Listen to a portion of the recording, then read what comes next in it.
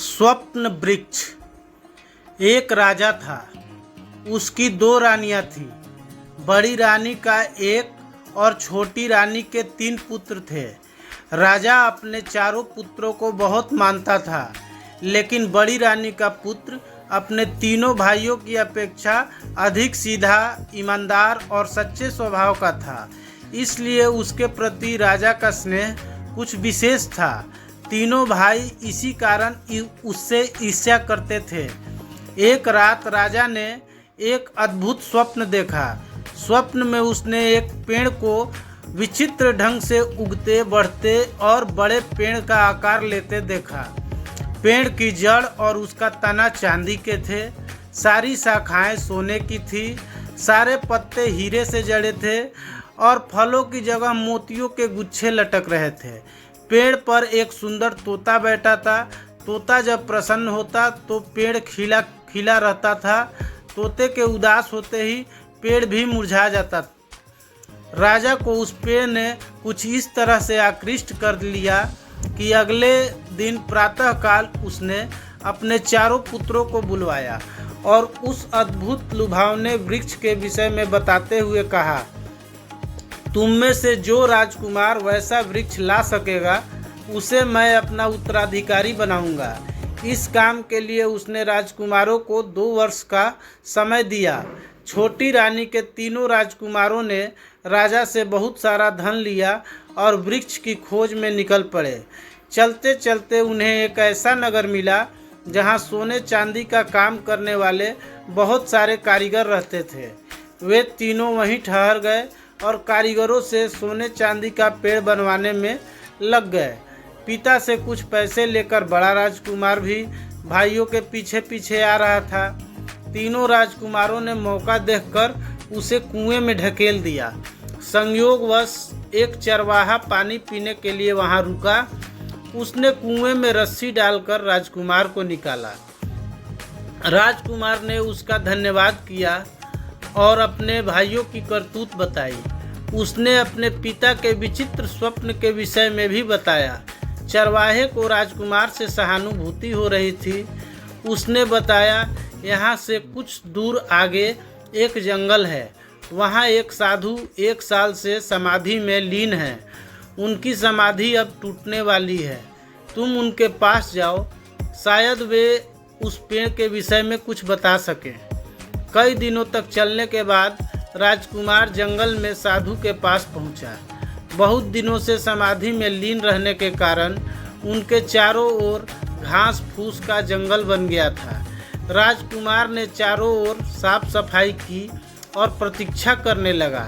साधु की समाधि टूटी। वह राजकुमार की सेवा से बहुत प्रसन्न हुए और उसे एक वरदान मांगने के लिए कहा। राजकुमार ने सोने चांदी वाले वृक्ष की मांग कर दी। साधु लज्जित होते हुए बोले, यह तो मेरे बस में नहीं है। आगे दूसरे जंगल में मेरे गुरु हैं, वे शायद तुम्हारी सहायता करें। राजकुमार लंबी यात्रा के बाद दूसरे साधु के पास पहुंचा। वे 1.5 साल तक सोते थे। राजकुमार उनकी सेवा करता रहा। जागने पर साधु ने प्रसन्न होकर वरदान मांगने के लिए कहा।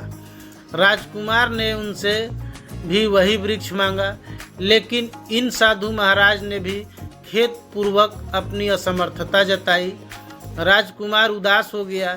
साधु ने उसे ढांढस देते हुए कहा, आगे के जंगल में मेरे गुरु हैं, उनमें दैवी शक्ति है, वे अवश्य तुम्हारी मदद करेंगे, तुम उनके पास चले जाओ। राजकुमार आगे बढ़ा। घनघोर जंगल में भटकते भटकते अंततः उसे तीसरे साधु महाराज भी मिल गए। वे भी राजकुमार की मनोकामना पूरी नहीं कर पाए, लेकिन उन्होंने उसे तरकीब बताई। सामने के मंदिर की तरफ इशारा करते हुए उन्होंने कहा, उस मंदिर के देवता की पूजा करो। देवता प्रसन्न होकर तुम्हें एक मणि देंगे। वह मणि तुम्हें पाताल लोक ले जाएगी। वहाँ ढेर सारी परियां रहती है, वे ही तुम्हारी मनोकामना पूरी कर सकती हैं। राजकुमार ने वैसा ही किया और उसे मणि मिल गई। मणि के सहारे वह पाताल लोक पहुँच गया। देवता की मणि देखते ही प्रहरियों ने द्वार खोल दिए।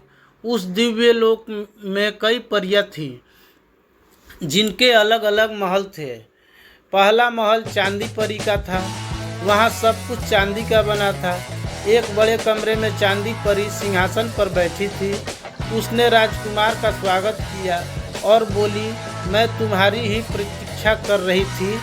राजकुमार ने आश्चर्य से कहा, मैं तो अपने पिता की इच्छा पूरी करने के लिए यहाँ तक आया हूँ। तुम्हें तो मैं जानता भी नहीं। अपनी कुछ विशेषता बताओ। चांदी परी ने कहा, मैं जब चाहूँ चांदी की जड़ और चांदी के तने वाला पेड़ बना सकती हूँ। उसने पलक झपकते ही वैसा पेड़ बनाकर दिखा दिया। राजकुमार ने चांदी परी से कहा, तुम मेरी प्रतीक्षा करो, मैं बाकी परियों के महल भी देखना चाहता हूँ। आगे बढ़ने पर राजकुमार ने एक सोने का महल देखा। वह सोना परी का महल था। प्रहरी ने उसे सोना परी के पास पहुँचा दिया। सोना परी ने भी चांदी परी जैसी ही बात कही।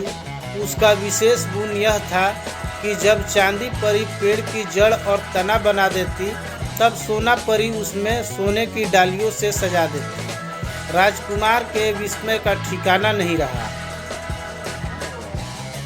सोना परी से आज्ञा लेकर वह आगे बढ़ा तो उसे हीरा परी और फिर मोती परी के महल मिले। वह बारी बारी दोनों परियों से मिला। जब चांदी परी और सोना परी पेड़ की जड़, तना और डालियां बना लेती, तब हीरा परी हीरे के पत्तों से डालियों को सजा देती थी और फिर मोती परी मोतियों के फलों से डालियां भर देती थी। अंत में राजकुमार तोता परी के महल में पहुंचा। तोता परी की विशेषता यह थी कि जब चांदी, सोने, हीरे और मोती से बना यह पेड़ तैयार हो जाता, तब वह एक सुंदर तोता बनाकर पेड़ पर बैठा देती थी। जब तोता प्रसन्न रहता, तब पेड़ सुंदर खिला खिला रहता था। तोते के उदास होते ही पेड़ भी मुरझाने लगता था। राजकुमार को अपनी मनोकामना पूरी होती लगी। वह सभी परियों को साथ लेकर मणि के सहारे पृथ्वी लोक पर वापस आ गया। राजकुमार ने मंदिर में देवता की मणि उन्हें लौटा दी और साधु महाराज को धन्यवाद देने गया। उसकी सफलता से साधु महाराज बहुत प्रसन्न हुए। उन्होंने राजकुमार को एक लाठी और एक रस्सी दी, जिससे जरूरत पड़ने पर वह रास्ते में परियों सहित अपनी भी रक्षा कर सके। साधु ने बताया कि लाठी और रस्सी की शक्ति से वह जब चाहे किसी को भी अपने पास बुला सकता था। वहाँ से आगे वह दूसरे साधु को भी धन्यवाद देने के लिए रुका। साधु उसकी पितृ भक्ति से बहुत प्रभावित हुए और प्रसन्न होकर उसे एक विशेष कटोरा दिया, जिससे वह अपनी इच्छानुसार हजारों लोगों को स्वादिष्ट भोजन करा सकता था। अब पहले वाले साधु के पास जाना बाकी था। उनके पास पहुंचकर जब राजकुमार ने सारी बातें बताई, तो साधु को विश्वास नहीं हुआ। उन्होंने उस सोने चांदी का बना पेड़ देखने की इच्छा जताई। राजकुमार के परियों से कहने भर की देरी थी और पेड़ बनकर तैयार था। साधु की आंखें चौकाचौंध हो गई। उनके मन में लालच उत्पन्न हो गया। उन्होंने राजकुमार को आज्ञा दी, सभी परियों को यहीं छोड़कर तुम यहाँ से चले जाओ। राजकुमार को विवश होकर उनकी आज्ञा माननी पड़ी। कुछ दूर जाते ही अचानक उसे रस्सी और लाठी की याद आ गई। उसने दोनों से कहा, सभी परियों को साधु से छीन कर ले आओ। कुछ ही पल में सभी परियां राजकुमार के सामने थी। राजा ने वृक्ष लाने के लिए राजकुमारों को 2 वर्ष का समय दिया था। वह समय भी जल्दी ही पूरा होने वाला था। राजकुमार जल्दी जल्दी आगे बढ़ा। संयोगवश रास्ते में उसे उसके तीनों भाई मिल गए। वे सोने चांदी का पेड़ बनवाकर राजमहल को वापस लौट रहे थे। उन्होंने चालाकी से राजकुमार से सारी बातें जान ली। उनकी नीयत फिर खराब हो गई। चलते चलते उन्हें रास्ते में वही कुआं मिला। उन्होंने धोखे से राजकुमार को उसमें धकेल दिया और परियों के साथ राजमहल में वापस आ गए। अगले दिन तीनों भाई परियों को लेकर दरबार में आए। उन्होंने राजा के सामने परियों से रुपहला सुनहरा वृक्ष बनाने के लिए कहा। परंतु बहुत मिन्नतें करने के बाद भी परियों ने वृक्ष नहीं बनाया। वे पहले ही तीनों राजकुमारों के अपने बड़े भाई के प्रति दुर्व्यवहार से क्रुद्ध और दुखी थी, लेकिन राजकुमार भला कहाँ हार मानने वाले थे। सोने चांदी का जो वृक्ष वे कारीगरों से बनवा कर लाए थे, उसे उन्होंने दरबार में मंगवाया। राजा ने उसे देखा लेकिन संतुष्ट नहीं हुआ। उसने कहा, मैंने तो पेड़ को बनते हुए देखा था, बना बनाया नहीं, और फिर इस पर तो तोता भी नहीं है। उचित यही होगा कि हम बड़े राजकुमार के भी आने की प्रतीक्षा कर लें। उधर कुएं में गिरे राजकुमार को एक बार फिर उसी चरवाहे ने बचा लिया। राजकुमार ने आभार व्यक्त करते हुए कटोरे की मदद से चरवाहे के परिवार सहित सारे गांव वालों को स्वादिष्ट भोजन कराया। फिर वह बहुत दुखी और उदास मन से राजमहल की ओर लौटा। उसके साथ न परिया थी, न पिता के स्वप्न वृक्ष को बनाने की क्षमता।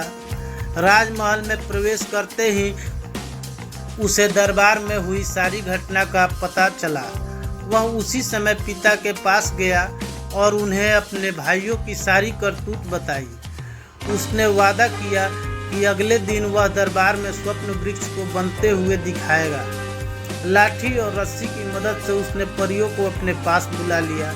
अगले दिन वह उनके साथ दरबार में आया। परियों ने राजा के सामने रुपहला सुनहरा हीरे मोतियों जड़ा पेड़ बनाया। अंत में पेड़ पर सुंदर तोता भी आया। राजा प्रसन्नता से गदगद हो उठे। उन्होंने राजकुमार को अपना उत्तराधिकारी घोषित कर दिया। दोस्तों, कहानी अच्छी लगी हो तो चैनल को सब्सक्राइब कीजिएगा, वीडियो को शेयर कीजिए, लाइक कीजिए। धन्यवाद दोस्तों, फिर मिलते हैं अगले वीडियो में।